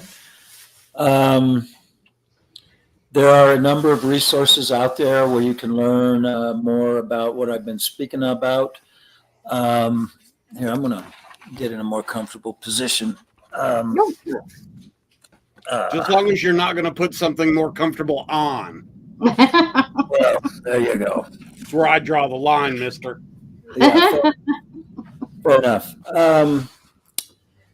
So in terms of educating oneself about cannabis and its potential benefits, I'll get to the legal question in a minute. There's a bunch of resources out there. One of my favorite, it depends on how you like to learn. I mean, you can certainly check out YouTube, and there are organizations like the Society of Cannabis Clinicians is an organization that I am an associate member of. And so it's a bunch of doctors who talk about cannabis and some of the things they learn in working with patients. Can't really recommend like Wikipedia or something like that. There's so much misinformation out there. I have a website, House of Harlequin. It's horribly outdated. I was looking at it yesterday or day before and was horrified at how long it's been since we've done any updates on it. But there's some good information there, particularly on the media link. There's a bunch of presentations and videos and whatnot I've done over the years and most of that information is still totally relevant and valid. Okay. So that's, obviously that sounds like self-promotion, but really there's a lot of, there's an organization called Radical Health, and it's spelled with an E at the end, Radical. They're here in Northern California. I believe they offer a whole series of really good videos at no cost, online, available for free. And they again, their focus is on the medicinal side of cannabis. Now to the legal question, and we could spend all day talking about places you could learn more about cannabis. And I will say that I have learned enough about cannabis to recognize there's a whole bunch I don't know. There's a whole bunch I don't know. I know a little bit about how to grow the plant real well, how to make soil that flourishes. I know how to make medicine, at least some versions of it. I know how to have empathy, if you will, for a person who's suffering and help them find something that might give them relief. But, how CBD works, like I said, those 60 some metabolic pathways, that was more than 10 years ago that paper was published. And Lord knows there's probably many more since then. But back to the legal question.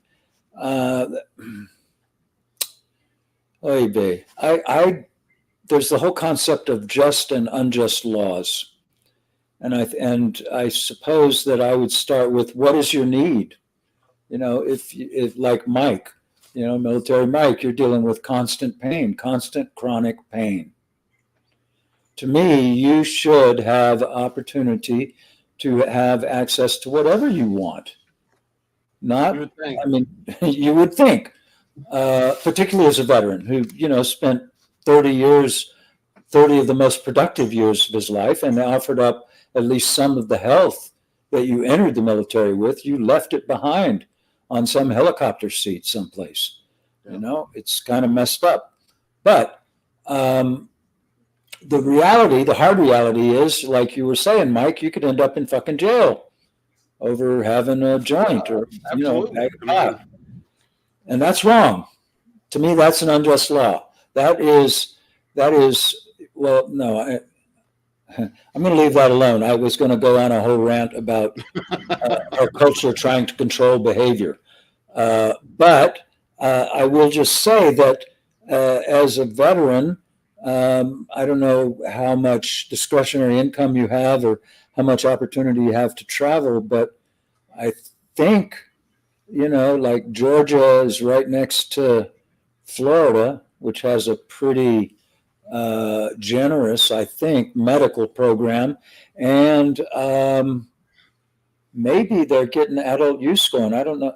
I'm not good on the legislative front on What states. happens if I bring it back across the border, state border, and I get pulled over? Well, there the key is you don't let them search your car and you don't smoke your joint while you're driving. Yeah. One of the things I was taught very early on in my enterprising career was don't commit more than one crime at a time. Well, that's good advice. I should have listened to you 40 years ago. Well, it kept me, for the most part, it kept me out of trouble. And the one time it got me in big trouble, it actually kept me from being in way deeper trouble than I might have been. Let's say I was kind of an overachiever in that. Yeah, fair enough. And so, yeah, I mean, if you were to go to Florida and secure a supply of cannabis that you brought home with you, I would tuck it away well in the trunk and not be smoking while you're driving. And once you get home, get it. Yeah. I can get it. I can get it. You're just straight laced. Yeah. Stop. Well- Don't say it like that, Granny. God. Well, here's the That's thing. true. I respect. Women my age like the bad boy. Give me a break. There is that. Straight But up. I have a good friend in Wisconsin who, when he's in California, he enjoys smoking. He doesn't feel the need to drink. He's a total level-headed guy, is relatively free of pain. He spent, I think he's 16 years in the Marines. Yeah. When he's in Wisconsin, the way he explains it to me is, Wade, it's against the law, and I don't break the law. Yeah. But he drinks, which is Okay. killing him, Yeah, which here's is the killing thing. him. I used to drink Jack Daniels. I used to wish it would become carbonated so I didn't have to put any Coke in it at all. That's how much Jack Daniels I drank. So I had to give that up. I haven't drank an alcoholic beverage in I don't know how long, just literally. I don't, I haven't smoked pot in forever, I haven't done any type of narcotics or anything in a very long time. But I got to tell you, I have explored other things, any type of topographical cream just doesn't work. It But doesn't I work. have I'm taken- not happy. And I hope I'm pronouncing this right. Kratom. Okay, here's the thing. It actually gave me some relief in the pain, but do you realize what it did to my stomach and my gastrointestinal tract? It just, oh God, Granny, It's I'm just not finding the right fit, I think, Yeah. is the big deal. So, But so you could here- take a vacation, Mike. Go to Florida, stay the weekend, get yourself a motel room, No, do your thing, go home, and maybe it'll last for a while. that sounds so sketchy. You wanted the bad boy. You can't have a I'm both. moving to Sicily. I'm moving to Sicily and growing my own weed. I Have a don't know couple if it's chickens and a illegal there. peacock. All a day. This is ridiculous. You know what? I'm about getting tired of this country. I really am. I'm getting sick of it. I just That's don't. why we need people to fight for change. I know, and I do, and I talk to senators and mayors, and you see all my Facebook posts. I'm everywhere. I'm with the Lions. I'm speaking in front of the Lions group and all this other stuff. And everybody, everybody. It's like I said, I'm a big guy, but you know what? You know what they do, Wade? They pat me on the head like I'm a child, and they say we love our veterans, and it just pisses me off because every day I filed 326 claims last year for veterans. That's on average 30 plus claims a month. That's how many veterans I see. Every veteran that sits in front of me, whether they're getting a disability claim or they're in the homeless program that I run or work with and run, guess what? Every last one of them has. Every last one of them. Mental health issues. And from what I can tell, self-proclaimed cannabis use is their only escape from those demons. So with suicide, and it's whether it's 22 or 42 or whether it's 1, it's too damn many. And if you've got something that is a bona fide solution to reducing the amount of suicides that are committed on a daily basis by veterans, I don't understand why not only is it legal, why aren't they sending it to me in those stupid white bags I get from frickin' My Healthy Vet every month? Right? Hell, they spent $1 billion on homelessness last year. The VA said we spent $1 billion. It went up 7.4%. Their program is broken. That's all there is to it. It needs to be completely revamped. And that has to go with, look, cannabis use, or I'm not sure the actual terminology here, but as far as I'm concerned, it's going to help in 2 of the main 3. It's going to help with suicides, and it's going to help with disabilities. Stop pumping us full of these freaking chemicals that are just absolutely destroying the rest of my body.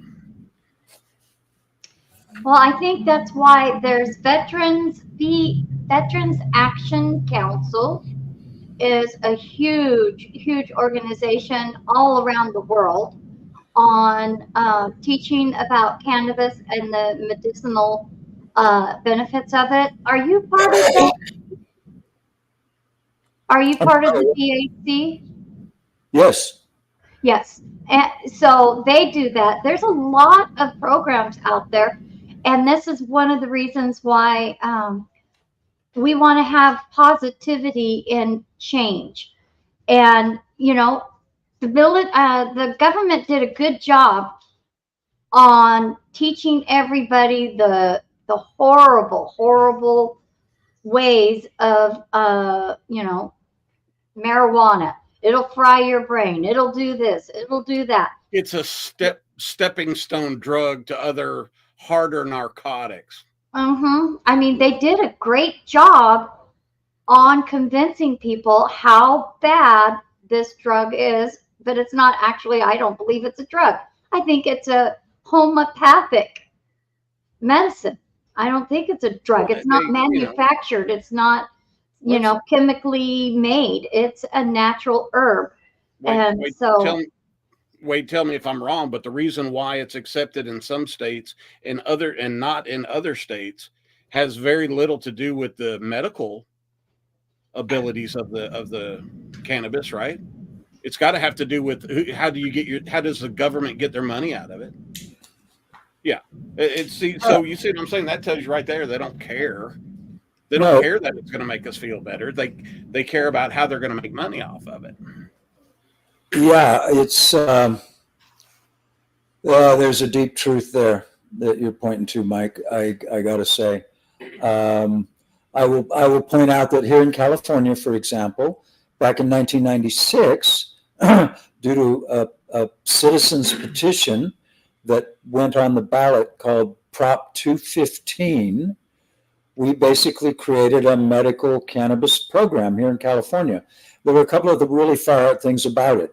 One of my favorite things about that was it was a law that was 750 words, not pages, words long. Wow. The whole bill was 750 words.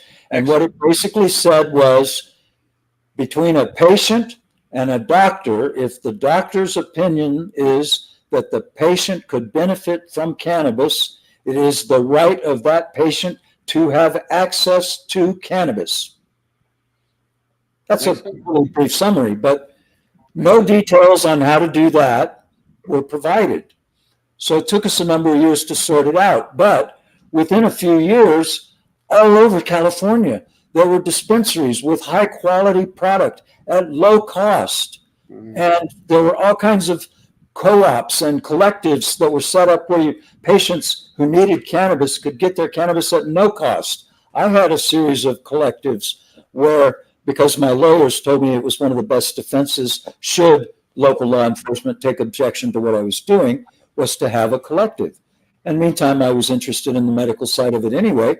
But yeah, that whole collective model, all of that got tossed out in 2015 when the state legislature decided that they were going to create a new set of licensing, a new set of bills called MRSA originally, then it was called MRCSA, and then it morphed into what was known as Proposition 64, which was 100 and some pages long, not words, pages long.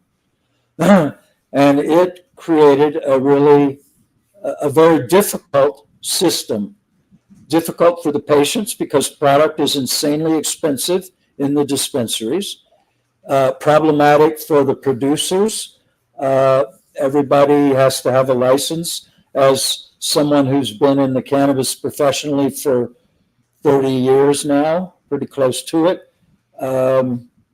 I can't engage in commercial cannabis activity. And as a matter of fact, I am technically breaking the law if I have a plant growing in my garden outdoors. here in a county where I am widely loved for being a cannabis activist. But the local law says I have to grow my 6 plants that state law requires them to allow me. I have to grow those indoors, which of course, in public meetings before the supervisors and the sheriff and everybody else, I said, there's no way in hell I'm doing that, because that's a threat to health and human safety. My plants in the garden are no threat to anyone for any reason other than criminality associated with prohibition. So let's end prohibition. Stop pretending this is a drug. It's a plant. I mean, correct me if I'm wrong, but wasn't there a large cannabis use during the prohibitionary period in our country anyways? Didn't they smoke a lot of marijuana back then? Yes. When you look at... I knew there was industrial uses for it, for hemp, back then as well. So hemp was a militarily necessary commodity up until the Second World War, right here in the United States.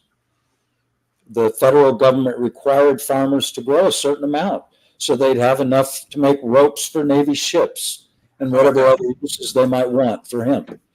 But I understand there's a difference between hemp and what we're actually, doing and stuff like that. But as a botanist, let me throw in really quick. One of the biggest differences, our government defined hemp as less than 0.3% by weight THC.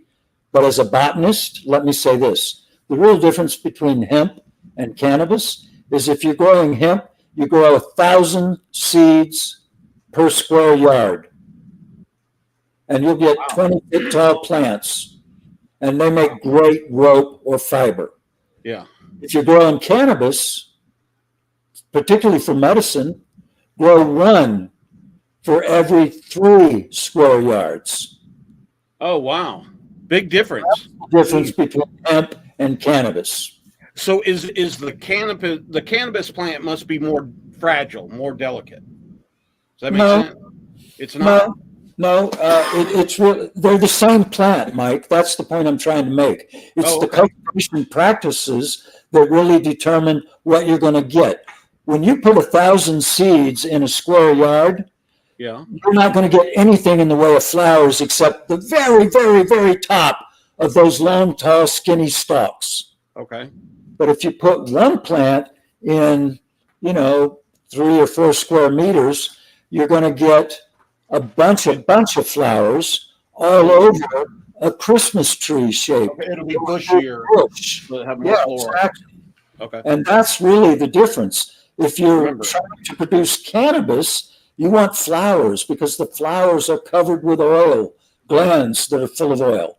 Yeah. Hemp breeding is about creating versions of cannabis that doesn't produce much oil, because oil gums up the works when you're trying to make fiber. Okay. Wow, that's the botanist in me, if you will. But really, that's the big, and I've created a seed line in conjunction with Humboldt Seed Company, and all of those seeds, if you sprout them and grow them, will be predominantly CBD. And most of them would likely qualify as hemp if I went through the trouble of getting them on the federal hemp registry. But fuck that. Again, that's the government. And but anybody that wants to, a Humboldt Seed Company, they're selling them pretty cheap. And for that matter, if you get a hold of Granny Lisa, she can get a hold of me, or Peggy can get a hold of me, and I have handfuls of those seeds, and I'll send any veteran that wants some of those seeds at no cost, and maybe you'll reimburse me for the postage. There. So let me now. That's very generous. Thank you. Can you send seeds to a state that doesn't allow it? Yes. Actually, it is. We have gotten a letter from the DEA that points out that no seed of cannabis has more than 0.3% THC by weight, so they're legal to ship. Okay. And receive. Awesome. Very interesting.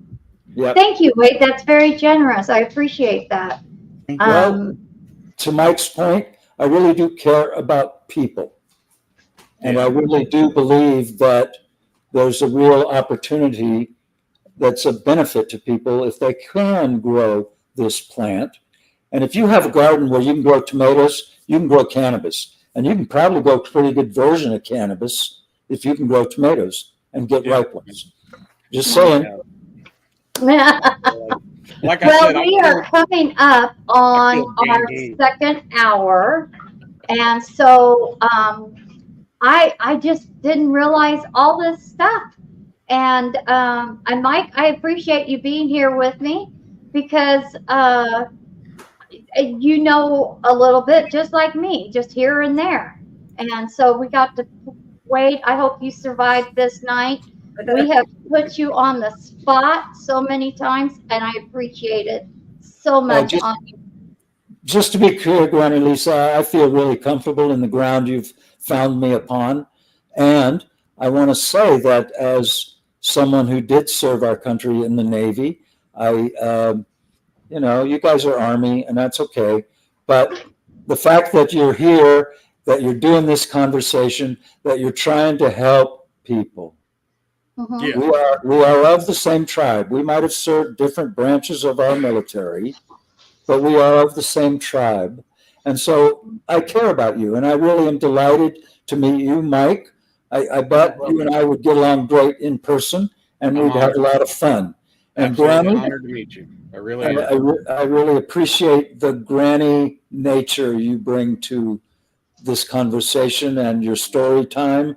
I think that's really a nice gift. I bet more than a few people who aren't children listen to those stories. Yeah.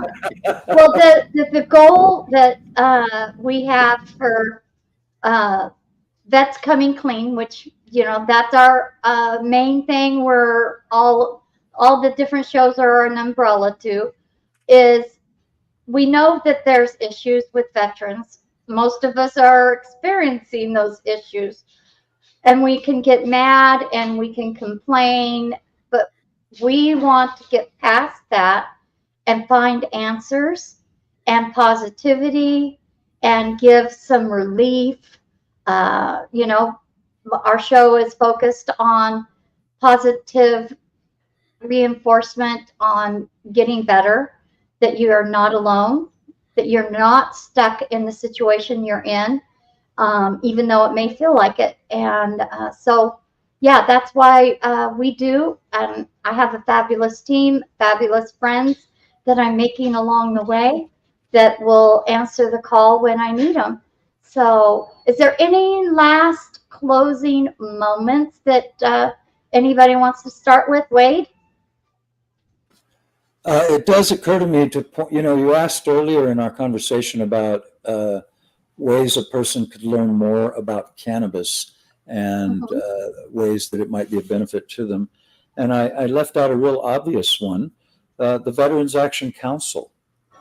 We have I think we're up to number 70 now, of roundtables where the group chooses to invite someone that they respect and then submit them to a whole bunch of questions.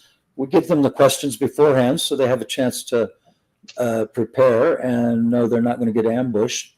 And we've had some really fascinating conversations. And actually, that's part of how I came to Veterans Action Council in the first place. I was invited, I think I was in number 25 or something. I was invited to be a guest in the Veterans Action Council roundtable on a Friday night. And I just loved the dynamic and it really reminded me of how much I missed the veteran interaction. So thank you for this evening. And I'll leave it at that. I would be delighted to do this again, or sometime maybe Peggy, you and I do a thing. But I've realized because of my medical situation at this point in my life, about all I can do anymore is education and talking. So versions of this, that's what I can do. I'm not. That's what we need. More. Yeah. No, that's what we need. The next generation needs to know and not just believe the lies, but there's a lot of truth that's not being shared. And it's time that it is in a positive way. And Mike, what about you? Any closing thoughts or comments?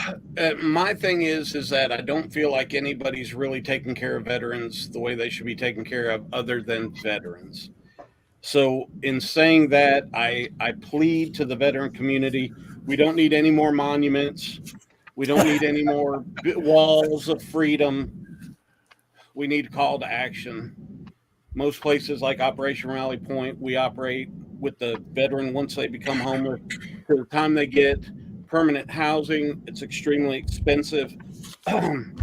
We're a 501c3. All of our documents and everything are open to the public, so you can see exactly how we spend our money. Nobody there is getting rich, I assure you. The other thing is that the Foxhole Internet Radio Network is a network of 4 radio stations that are basically dedicated to veteran causes and industries and whatnot. The last thing that I tell everybody is please, no more veteran-based nonprofits. If you have an absolute hankering to start a veteran-based nonprofit, call me. Let me talk you out of it, or go work for one that is currently in place. There are so many veteran-based nonprofits that the market has become saturated. There's only so many donation dollars to go around, and they say Charity Navigator says 90% of veteran-based nonprofits never collect a penny or spend a penny on veteran-based issues. So before you start one, go work for one. Go volunteer your time and bring your skills and bring your talents to that particular one. Trying to attack suicide awareness, homelessness, and disability is not, you're not making anything special there. Your niche, if everything is your niche, nothing's your niche. Pick one, go at it with full of piss and vinegar. Granny, I always enjoy this. Peggy, it's good to see you. Michael, I know you're in the background there somewhere. You guys are doing great things. I know you're chugging along at it every week. I always try to like and share your stuff. Without people like you, we have no true foundation. I'm glad to see you back on the VRS. There's a huge following. I think if you stay at it, you keep chugging away. And like I said, now we're breaking into the YouTube market. We're about to have a monetized channel. Once I figure out what we did to do it, I will gladly share that information with you and try to get you in the same boat. Other than that, hey man, Wade, honor to meet you, buddy. Absolutely. Just like, oh, it's like kung fu, man. It's like something you could do a whole life on studying. I didn't realize all these things that you were talking about. It's kind of it's upsetting, but I'm glad to see there's somebody like you that's taking it on. I think we're in good hands trying to learn that. Other than that, man, it's 10 o'clock. I'm like old, man. Saturday night, 10 o'clock in Georgia. Yeah. I don't know what that was, but it was pretty. That was a closing thing, but okay. That's probably Michael saying, "God, military, shut up." No, he has a buzzer for that. No, it's called having a nervous twitch in my left finger and keeping my hand off the mouse. Oh, Peggy, did you have any closing remarks? Actually, I'd like to tell everybody out there in the veteran community that if they want holistic health, go talk to your doctors about it. I talked to mine this week and my nurse at the VA. Come to find out the whole problem is coding issues. They don't have coding to prescribe us holistic medicine.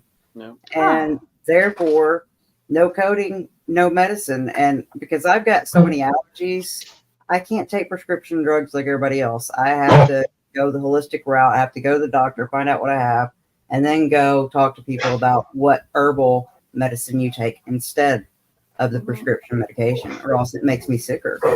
And so if you were in the same boat because you've taken so many medications in your life or you had autoimmune disorders, then go to your doctor and encourage them to look into holistic medicine, look into the as far back as they can find. I go to Tibetan medicine and the doctrine of signatures and looking, because Tibetan medicine covers the medicine from China, India, and Tibet. So you have ancient knowledge there, and it's herbal, holistic, and it will help you get better. Because the thing is, your body, you cut your hand, your arm, guess what? It heals. The rest of your body, everything in it will heal the same way.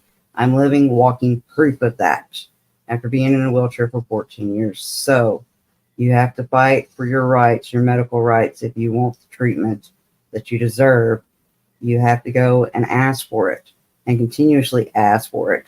And eventually, hopefully, all of us asking for it, something will get done. Thank you so much, Mike, for filling in for me tonight. Thank you so much, Wade, for coming and talking to Granny. I know these two knew a lot less than I did on cannabis, and I thoroughly enjoy getting to know you at the VAC. And like Isaiah said, you guys should have seen him. He's so humble. They showed us the pictures of him up at this California State Fair. It was pretty cool at the cannabis exhibit. So thank you so much, Granny. You have a marvelous night. Thank you. Well, I do have a couple of things. Because we are trying to promote positivity, there are a couple of other podcasters and or radio stations that are doing great things. MBR is doing a wonderful job. They are a teaching radio station that teaches veterans for free at no cost how to become a podcaster or work the equipment to behind the scenes. And the VA had just posted a huge article about them, and they are they're really kicking butt. But they also have a morning show that these veterans get a chance, just like me. We're not professional, but we want to talk and we want to share what's going on with issues. They get to practice. They get to hit that mic and learn how to do the things that need to make you a success and better at being a podcaster. And they do that for you.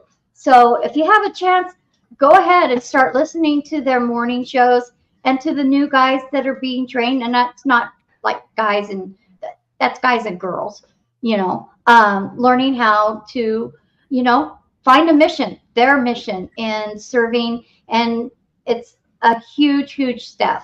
And then there's also VRS. I'm very proud to be a part of that group. The boss, he has stuck with me through all of it. And so we have one more, and Misfits. What is it called again? The Misfits. That is an educational cannabis. They do videos, live shows, so that you can go and learn about planting, medicinal information. And of course, the VAC, always happy to promote them. And again, Wade, thank you so much. I don't want to cry, but I get emotional because it's like my family, and I appreciate all of you. I really do. So, all right, Mike, did you have anything, or are you just going to take us away?